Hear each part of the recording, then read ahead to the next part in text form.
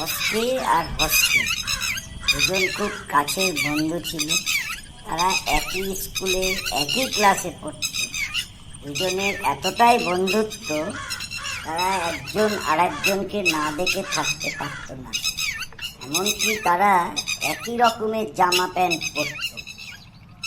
স্কুলে এখন গরমের ছুটি, ওই জন্যে তারা দুজনে ঠিক করলো একদিন এই কাছের জঙ্গলে গিয়ে আদিবাসী মানে জঙ্গলে যারা থাকে তাদের সঙ্গে দেখা করে আসবে।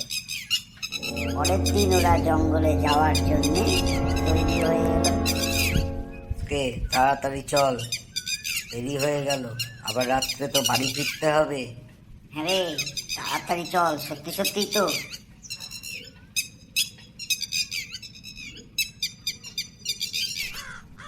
সামনে তো কামাল দাদু দাঁড়াই আছে, কি বলা যায় বলতো? তুই চুপ করে থাক, আমি ঠিক ম্যানেজ করে নেব।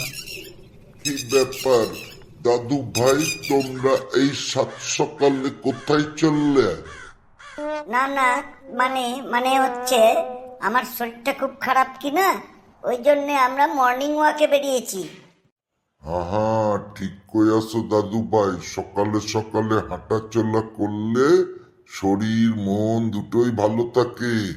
তোমরাও ক্লাসে ফার্স্ট হইবা। Thank you. তাহলে আমরা দাদু চলি।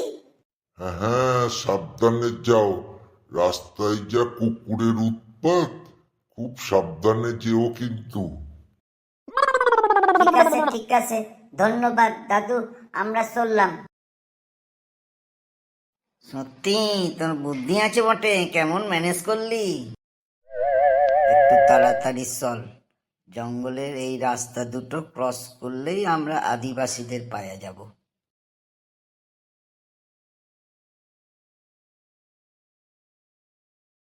এই দাঁড়া দাঁড়া, মনে হচ্ছে বাঘের আওয়াজ শুনতেছি।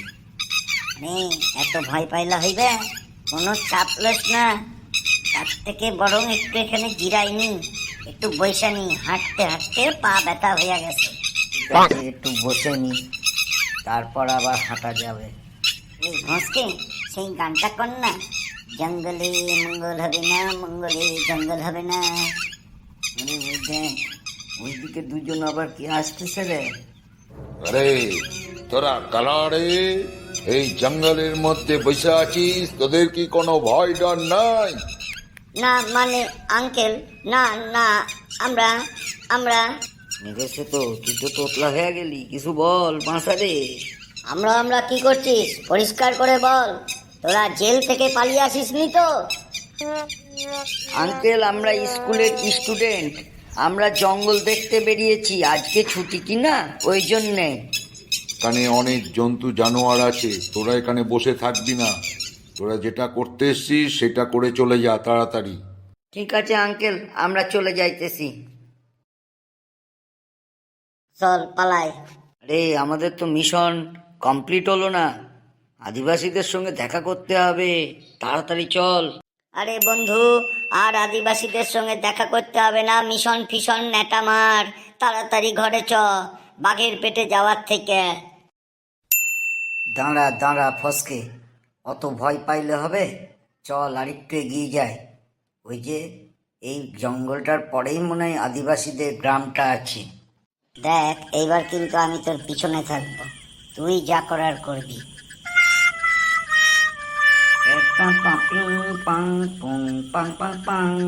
চুপচাপ চল, না হলে তোর এই গান শুনে জন্তু জানোয়াররা সব বেরিয়ে আসবে। আরে দূর, অনেক জীবজন্তু আছে যারা গান শুনতে ভালোবাসে, এই জন্যই তো আমি গানটা করছি। পিং পাং চুং চাং চুং চং ঝিক ছাং চিং চিং ছাং চুং। রে, তোর গানটা তো চাইনিজ ভাষায় করছিস, জীবজন্তু জানোয়াররা কি করে বুঝবে? আরে হসকে, এই জঙ্গলের মধ্যে এই গাড়িটা আবার কার রে? এত বড় একটা গাড়ি। সেইটাই তো দেখতেছি রে, বুঝতে পারছি না। যা, গাড়ি দেখা লাভ নাই, তাড়াতাড়ি আগাই চল, রাত হয়ে যাইতেছে। ঠিক করেছিস, চল চল, একটু তাড়াতাড়ি হাঁট।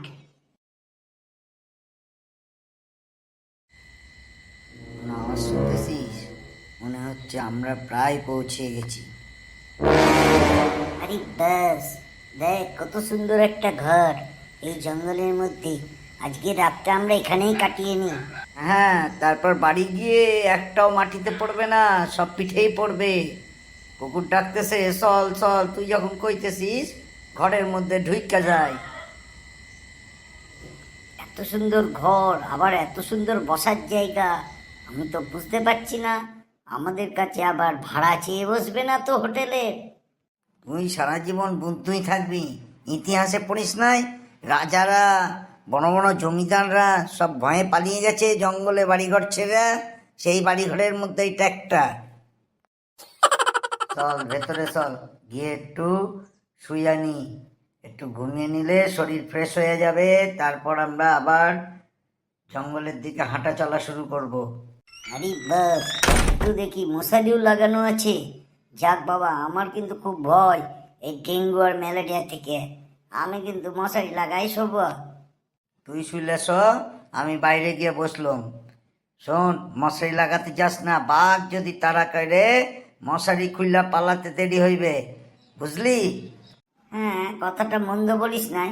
ঠিক আছে, চল শুয়া পড়ি। এরপর দুই বন্ধু কিছু না খেয়ে বিছানায় শুয়ে পড়ল। সারাদিনের ক্লান্তি, প্রচন্ড ঘুম ঘুমলো তারা। প্রায় 6 ঘন্টা 7 ঘন্টা বাদে ভোরের পাখির আওয়াজে ঘুম ভাঙলো। রে বন্ধু, ওঠ ওঠ, অনেক সকাল হয়ে গেছে, আমাদের বেরিয়ে পড়তে হবে। রে, আমরা আবার কোথায়? এই ঘরে আইলুম কি করে? বুঝলা গেছিস, মনে কর। হ্যাঁ, মনে আইছে মনে আইছে। আসলে মাইন্ডে একটু রিফ্রেশ করে নিলুম। চল চল, বেরিয়ে পড়ি, আর দেরি করলে হবে না, বাড়ি পৌঁছতে হইবে। আরে তোরা, এটাই মনে হচ্ছে সেই গ্রাম যেটার খোঁজে আমরা এখানে এসেছি। একটু অপেক্ষা কর, সব বুঝে নি আগে। চল আর একটু আগিয়ে চল, দেখি কি আছে। ওই দেখ, কি আবার হাতিগুলোর সামনে দাঁড়িয়ে আছে রে। রে, প্রণাম কর প্রণাম কর। আমার দাদু কয়া দিয়েছিল আদিবাসীদের দেখলেই আগে শুয়ে প্রণাম করবি, কারণ ওরা আমাদের ভাষা বোঝে না। প্রণাম হো মহারাজ। আরে ওইটা রাজা নয়, ওটা রানী। প্রণাম হো রানী মা। হ্যাঁ, প্রণাম প্রণাম। তোরা কারা, এখানে কি করতে এসছিস?